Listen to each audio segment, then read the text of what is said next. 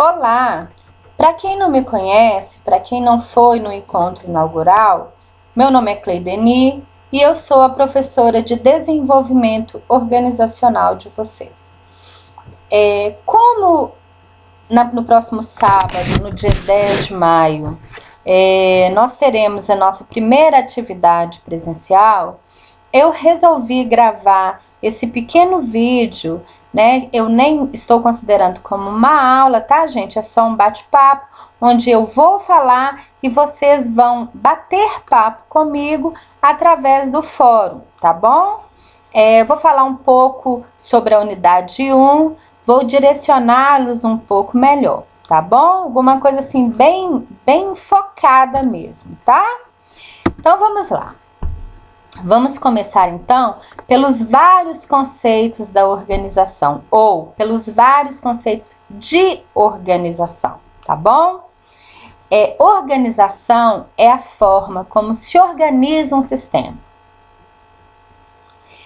Em administração é o modo como é estruturado, dividido e sequenciado o trabalho e trata da combinação de esforços individuais com a finalidade de realizar propósitos coletivos, além de compreender a atribuição de responsabilidades às pessoas e de atividades aos órgãos e departamentos.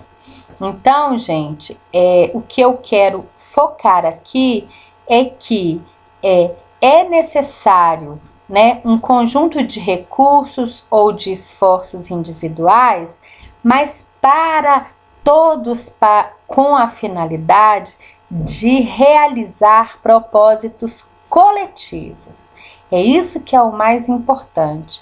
Organização é um conjunto de pessoas em prol de um único objetivo. Isso é o mais importante, tá? Uma organização é formada pela soma de pessoas, máquinas, equipamentos, recursos financeiros, humanos, tecnológicos, intelectuais, dentre todos os outros, né? E assim podemos entender que a organização é o resultado da combinação de todos estes elementos dirigidos a um objetivo comum. Olha que lindo! Não adianta eu ter várias máquinas, os melhores equipamentos, eu ter muito recurso financeiro, se o objetivo não é um, tá? É por isso que é tão importante o conceito de cultura organizacional, né? A missão e a visão da empresa, assim como os valores, devem obrigatoriamente ser divulgados para os funcionários da empresa, porque desta forma esses recursos, ou seja, os humanos, né, os intelectuais, vão estar voltados para atingir aquele resultado, né? Não adianta eu ter lá o conjunto de missão, o conjunto de visão, o conjunto de valores, toda uma cultura organizacional arquitetada, muito bem arquitetada por sinal, mas se os meus funcionários, os meus colaboradores, a minha equipe, o meu time ou qualquer nome que você queira dar, não estiver engajado e envolvido nessa visão, tá bom? Então, o mais importante que eu quero frisar aqui é que a organização tem que estar voltada para o objetivo comum. E qual que é esse objetivo, gente? Obrigatoriamente atingir a visão da empresa, tá? Segundo Montana, organizar é o processo de reunir recursos físicos e humanos essenciais à consecução dos objetivos de uma empresa. É o que nós acabamos de falar aqui agora, né? O ambiente geral que envolve as organizações é mutável e dinâmico, principalmente, gente, porque nós somos mutáveis e dinâmicos. Enquanto seres humanos, graças a Deus, somos mutáveis e dinâmicos. Então, o ambiente geral, sendo mutável e dinâmico, exige das organizações uma elevada capacidade de adaptação como condição básica de sobrevivência. O processo de transformação organizacional começa com o surgimento de forças que criam a necessidade de mudanças em algumas partes da organização. Essas forças podem ser exógenas ou endógenas. Então, o que é isso? As forças exógenas, elas provêm do ambiente externo, tá, gente? Todas as forças que vêm de fora da empresa, tá? Novas tecnologias, mudanças em valores da sociedade, novas oportunidades ou limitações do ambiente, tudo que envolve o econômico, político, legal e social, tá? Essas forças externas criam a necessidade de mudança interna, tá bom?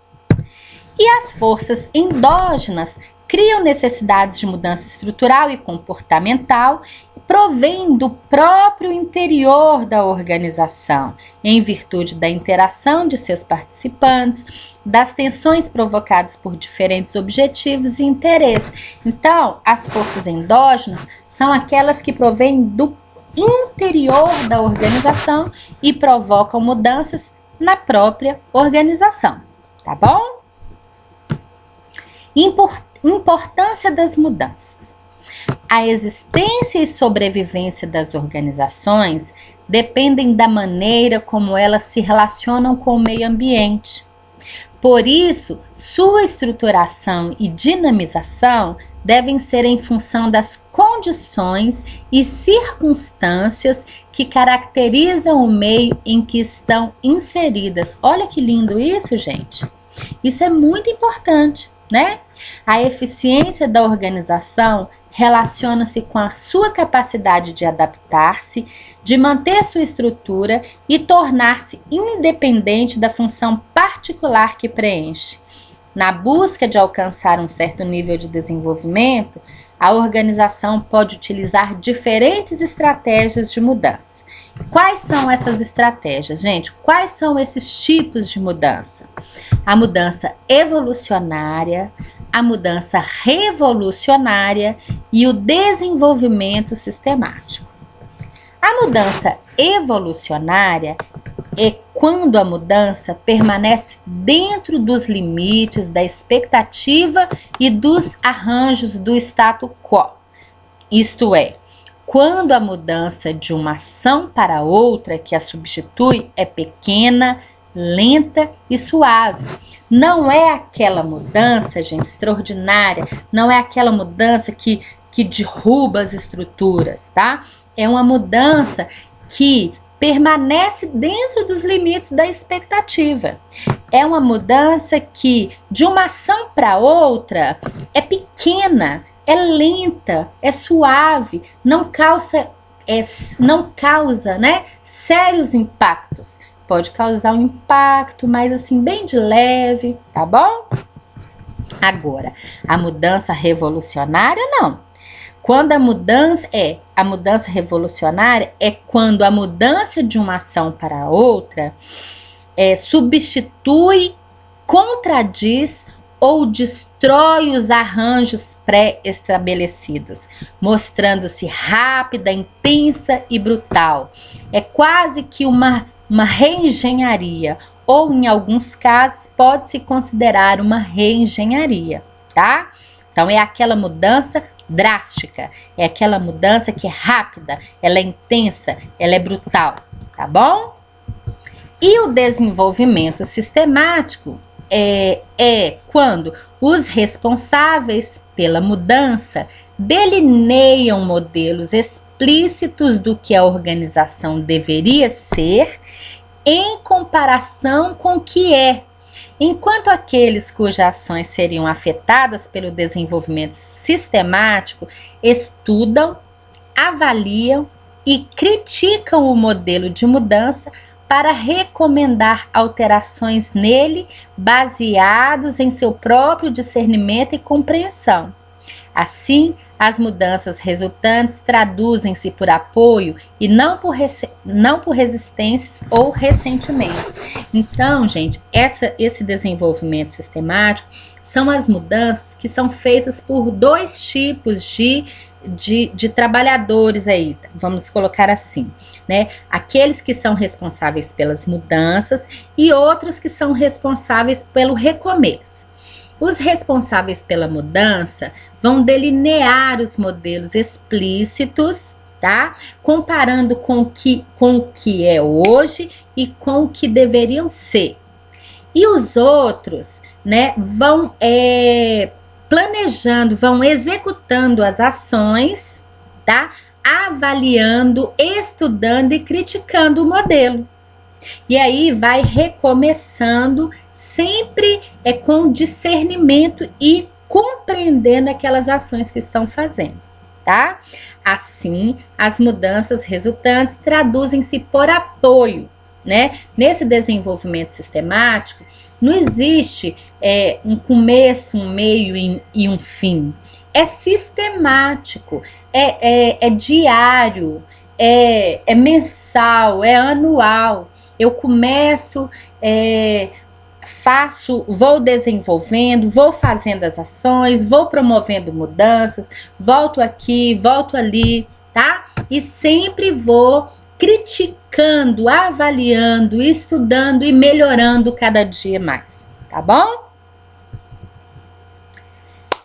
Fases da organização. A organização, quando ela está sendo iniciada, tá? Ela passa por algumas fases, tá? E essas fases são pioneira, expansão, regulamentação, burocratização e reflexibilização. Como que é isso? A fase pioneira é a fase inicial da organização, executada pelos seus fundadores ou empresários.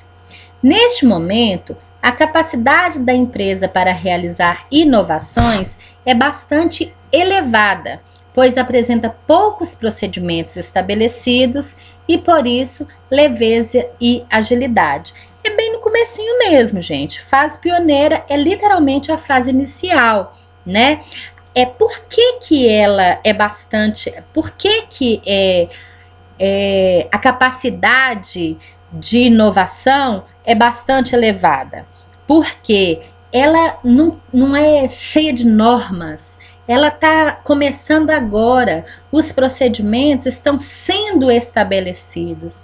Então, tudo que eu implanto, tudo que eu faço tem ar de leveza, é ágil, não é burocrático, vamos colocar assim, tá? E a fase de expansão? O que é a fase de expansão? É caracterizada pelo crescimento e expansão das atividades organizacionais, intensificando suas operações e aumentando o número de participantes. A preocupação básica é o nivelamento entre a produção da organização e as necessidades ambientais e o aproveitamento das oportunidades que surgem. Então, ela é pós-pioneira. A característica maior é o crescimento, é a expansão, né? Antes era inicial, agora já estou em fase de crescimento. Eu intensifico as operações, eu aumento o número de participantes, inclusive aqui eu aumento o número de clientes, né? A minha preocupação aqui é nivelar a produção e as necessidades ambientais e aproveitar as oportunidades que surgem.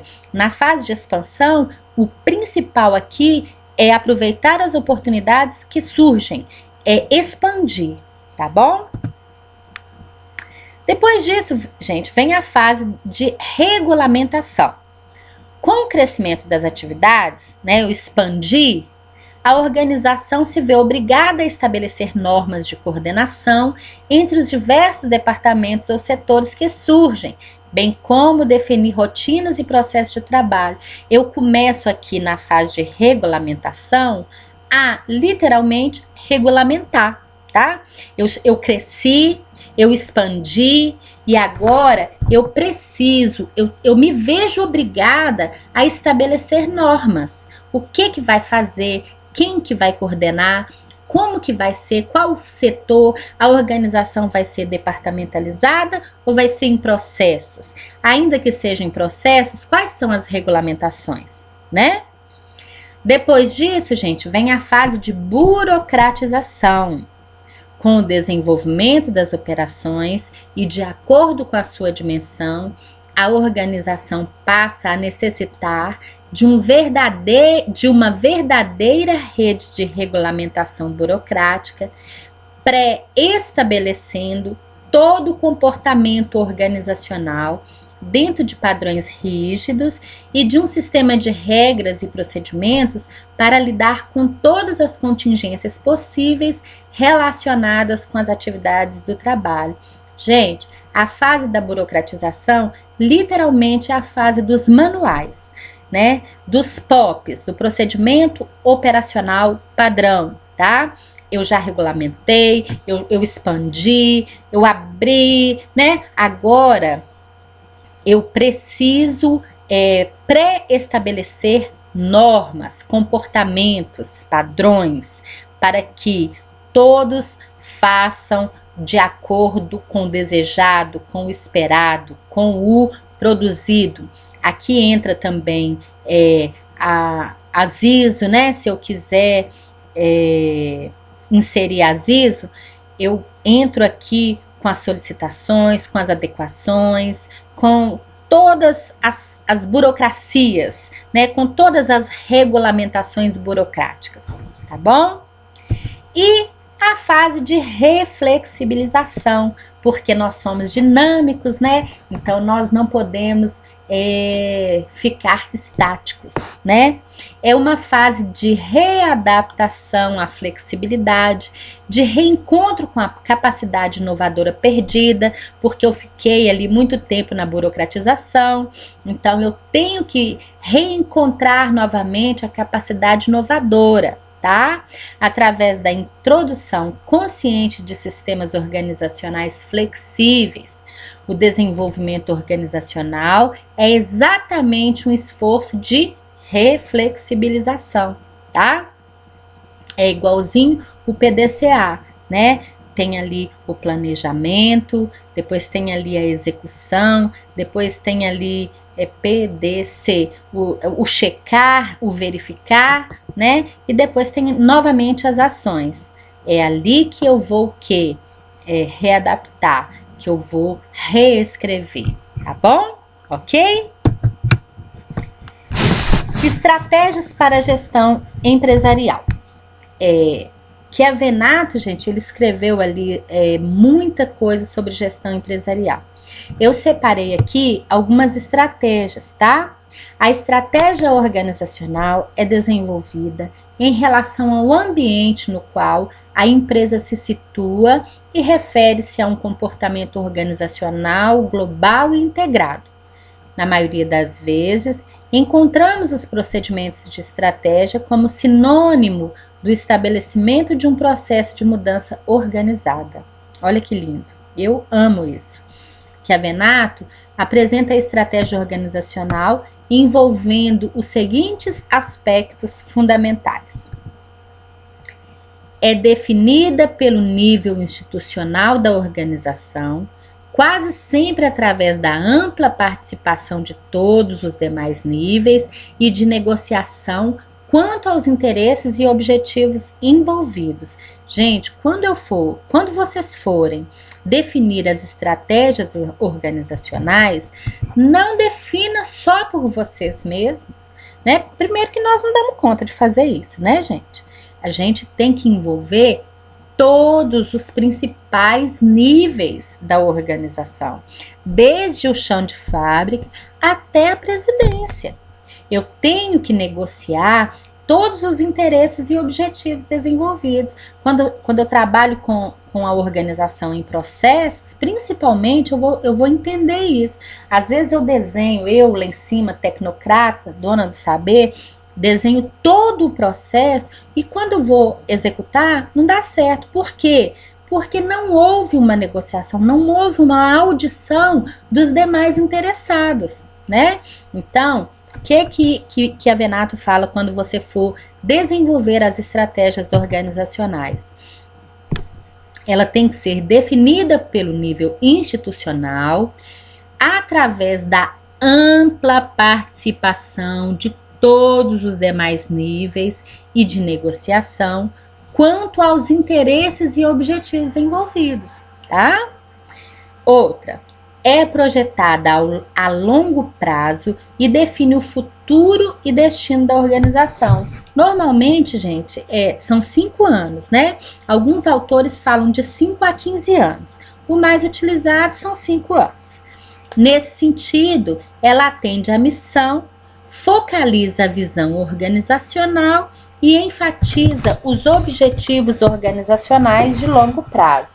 Então, as estratégias, gente, é obrigatório focalizar a visão, tá?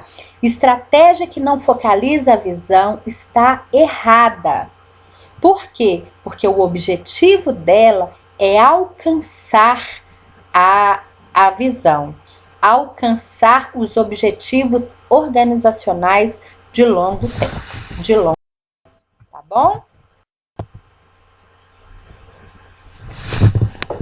3. Envolve em sua totalidade, envolve a empresa em sua totalidade para obtenção de efeitos sinergéticos. O que isso significa, gente? Significa que a estratégia é um mutirão de esforços convergentes, coordenados e integrados para proporcionar resultados alavancados. Gente, isso é muito bonito. Todos os esforços serão convergidos, serão convertidos, serão direcionados, serão integrados, coordenados para alcançar resultados. Na verdade, estratégia organizacional não é a soma das táticas departamentais ou de suas operações. Ela é muito mais do que isso.